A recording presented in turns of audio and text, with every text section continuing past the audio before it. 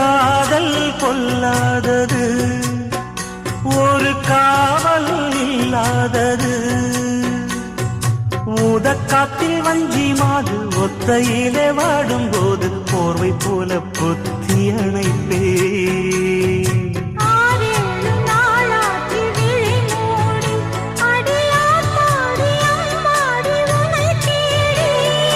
நீதானே மானே என் இளஞ்சோடி, உனை நீங்காது என்றும் என் உயிர் நாடி.